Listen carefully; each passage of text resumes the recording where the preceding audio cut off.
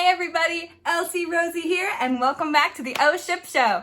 On today's episode, I am introducing you all to the second chapter of the second Golden Brownie comic. So, as you guys know, this whole story is called The Lost Golden Boys. So, please tune in for chapter 2, Trail of Memories. And guys, before we jump in, I have some exciting news. So, I just got a brand new microphone, so the sounding on this will be a lot better. Because usually I just use these, which are great, but combined with a microphone, so much better. Also, Ezor kind of came in a little bit at the end of the video, so if y'all hear some funky storms, not my fault, Ezor did that. It was kind of a happy accident. But yeah, so I will see you all at the end of the video. Bye! Previously on The Lost Golden Boys. Okay, I'll go get your cupcake, Golden promised. A new quest for today. Hopefully this missing creature wouldn't take as long as it was taking to find Spring. Thanks, Goldie, Chica cheered. She spun around and returned to her friends, and Golden began his search. At the same time, and not too far away, a certain Cupcake was waking up. He had hit his head when he had made his explosive entrance. His bottom ached.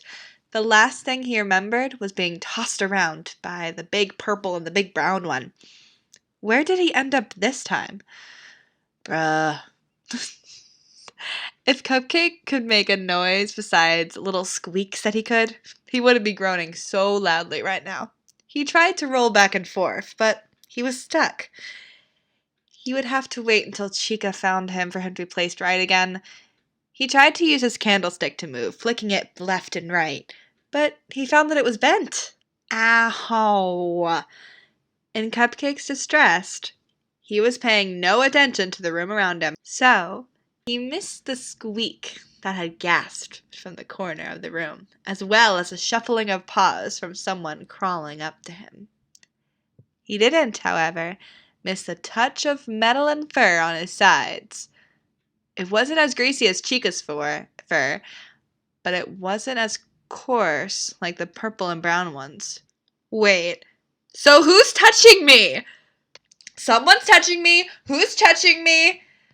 Hoping Chica would hear him, he still had to figure out how to get the creatures of this world to understand him. So far, only Chica and randomly the yellow one could understand him. He squeaked in protest and began to wiggle back and forth. Then he froze as he turned over to face the creature that was holding him. His candlestick stood straight up to the sky, which resulted in a little bit of pain because it was still bent. The creature who was holding Cupcake in his hands had ears like the purple one, but his were yellow, and one of them was missing. They weren't quite the same size. Cupcake couldn't tell the creature's gender since he hardly understood that concept at all, especially how to tell the difference between them. But this was someone brand new. This was an entirely new creature, which spooked the poor little Cupcake quite a bit. He didn't know where his Chica was, and he was alone in a room with a brand new creature who was bigger than anyone the Cupcake had seen before. He found his eyes beginning to sprinkle with tears. He started to shake in the creature's paws.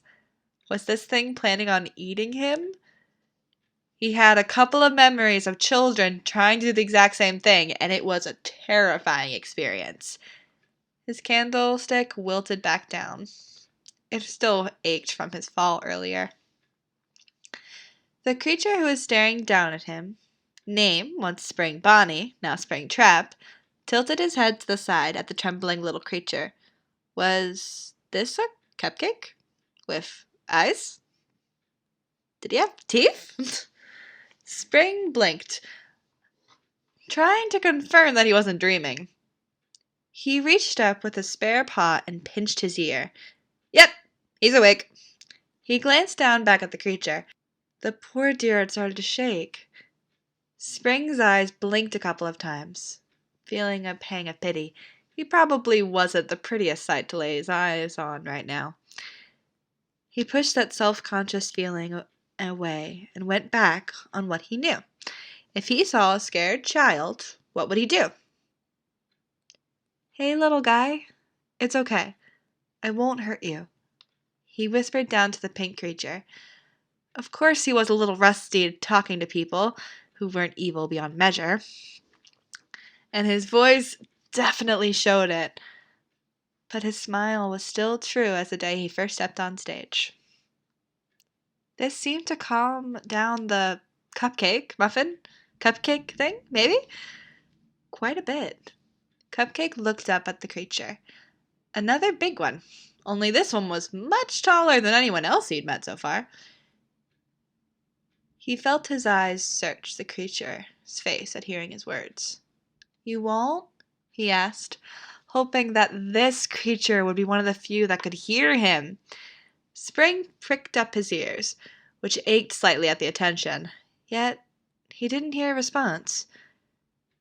He pursed his lips together and examined the cupcake's face, or muffin top? He still wasn't quite sure if this was a cupcake or a muffin.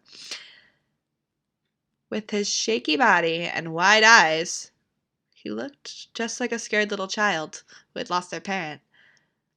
Maybe he was waiting for something? Well, since neither of them could communicate in the traditional sense, because Spring wasn't sure if the creature understood him at all, maybe they could use other methods to speak. Spring's eyes traveled up to the wilted candle. Ow, that looked like it hurt. He reached up and carefully wrapped his fingers around the middle. He straightened out the little candle and checked it for any cracks or damages. Finding none, he smiled and pulled his paw back to his side. "There, all better." He gave a reassuring smile down to the cupcake. The cupcake's dark eyes widened. The pain, it went away. How did this big one do that? The fear that had just been consuming his little body began to vanish. What was left was a sense of ease and excitement. He made a new friend! He closed his eyes and focused on letting out a soft hum sound. He found that sense of excitement rise as he heard the big one mimic the sound back to him. Cupcake and Spring began to connect, slowly learning how to understand each other a bit more consistently. As this unlikely friendship was born, Golden had begun exploring the room that Chica had indicated. "Cupcake, where are you?" Golden called. He waited to hear a squeak, a thud, or a hum. Neither came. His eyes darted around the room, checking for all the holes that looked cupcake-shaped, finding no holes that even resembled such things. He pursed his lips together and turned towards the center of the room. He found his gaze softening. "Did they throw you in here?" he asked, hoping the cupcake could hear him. He was back at the place where he had been, well, where he had once been the star of the show. With Spring. "In our old stage?" he added, perhaps bringing up the past. Cupcake would hear him? That's what Golden thought, but in reality, Golden was back in the past, remembering the days where he and Spring used to sing and dance together, the games that they would play with Fredbear. He found himself shiver. He hadn't been backstage in a very long time, not since their pizzeria had become a diner. It had just become too painful. I haven't been back here in years. He took another step forward and reached out for the curtain. He pulled it closer to his face, his fingers stroking over the faded fabric. "Last time I was here was the last time Spring and I sung together." Golden found himself lowering the curtain back down, letting it fall from his paw. His heart curled into his chest, attempting to hide from the guilt and pain that had been growing since that day.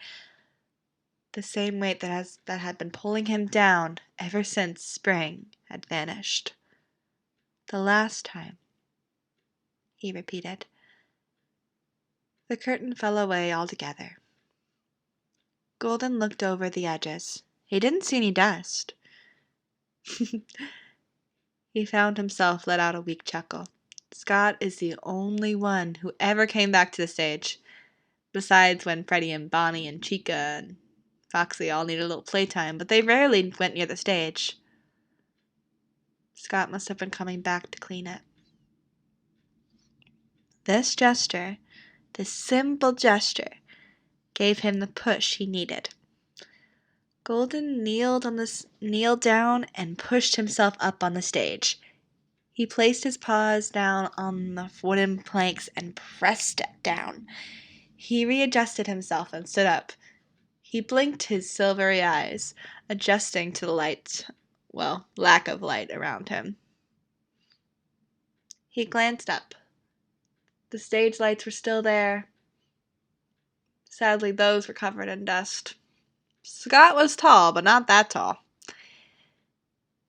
He looked to his left. Spring's guitar and Golden's microphone remained in their place. The curtain surrounded him without a glimpse into the world, giving him only a dim light into his backstage. Hasn't changed a bit. A bittersweet comfort surrounded him, wrapping around him and squeezing him tight. If he closed his eyes, he could practically hear the sounds of sizzling pizza, the rushing of little feet coming up to the stage.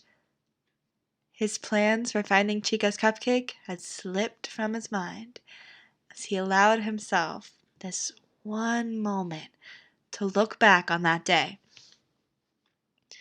It was difficult for him to focus on the earlier events of that day. But here, back at his old stage, it felt natural. Not since the last time. That day, they had a group of regulars who had booked the whole diner. Wasn't that hard a feat, especially since the diner had gone dirt cheap at that point. A group of 4 children who had always crowded as close to Golden and Spring as they could. They always sang along and cheered their names. Golden could still hear their voices. He let his memory take over his mind altogether. Golden Freddy! Spring! The Fazbear duo had sang and played games and even got to leave their stage to spend time with the children who had come to see their show. But it was close to closing time, so it was time to end their show. At least for today. It was Golden's turn to close for the night. All right, kids, this next song will be the last song for today, he announced to his crowd. The kids began to whine. Aww! Many of them didn't want the show to end. He could see over their heads their parents who were watching the show. They looked pleased. But he was singing for the children before him, not the parents. He looked down and made eye contact with the only child who had black hair. He smiled. Goldie could see himself in that little boy. He glanced to his partner in crime. Spring Bonnie raised his paw up in the air as a fist. A bright smile on his face that brought electricity to the air. So we're going to make this last song super special just for you all, he cheered. The children screamed in delight, and Golden found himself joining in their cheers. Spring Bonnie had such a presence on stage. He commanded the room by his height and by his charisma. He always knew just what to say to bring the children's spirits up. And Golden's spirits up too. Spring reached down and took Golden's paw in his own. Golden knew the children loved it when they touched and worked directly together.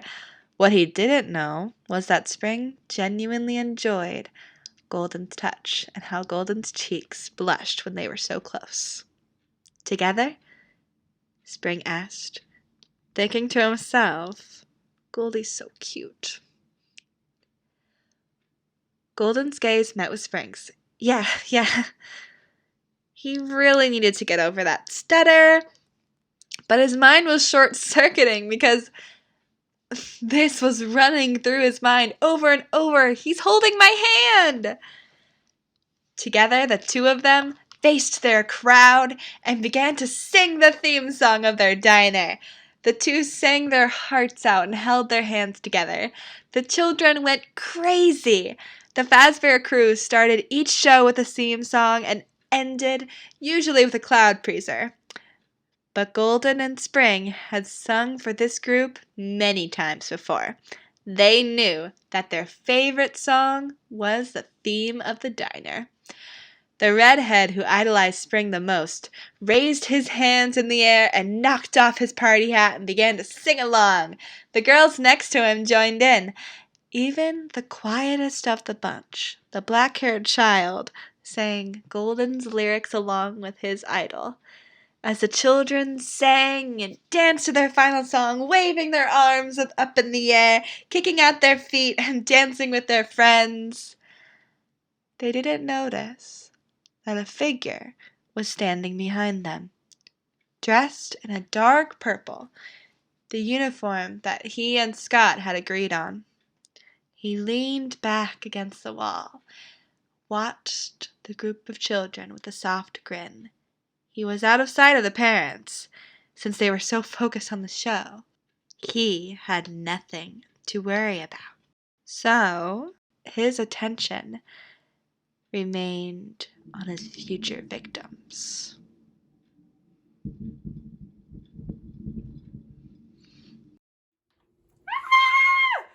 So many emotions. First of all, I love this chapter so much because I love when Spring we get to learn a bit more about Spring because I haven't really explored him that much. So getting this ability to be like, hey, he's just a very awkward boy who doesn't know how to do things. I love having that chance to explore him. Also, guys, Cupcake is my ultimate favorite character. Like, I know I've said it's Freddy or Toy Freddy or it's always a Fred. In reality, it's always the cupcakes. That's why I have a character cupcake. That's why I love the cupcakes. And I call you all my cupcakes because I love cupcakes.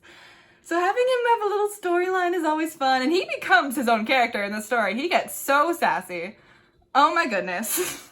But yeah, guys, so this story was a lot of fun. And I hope you guys are all ready for the next chapter. Also, the ending. I'm really scared for these kids. So guys, let's tune in next week to see what happens. Also guys, don't forget next week, I think it's next week. Is it the next week? It's either next week or the week after. But the 13th is coming up. So, book review is coming out. And fandom talk. That's what's next week, fandom talk. So guys, stay tuned because 33 and Chris are joining me for that episode. So I will see you all next time on the Oh Ship Show. Bye!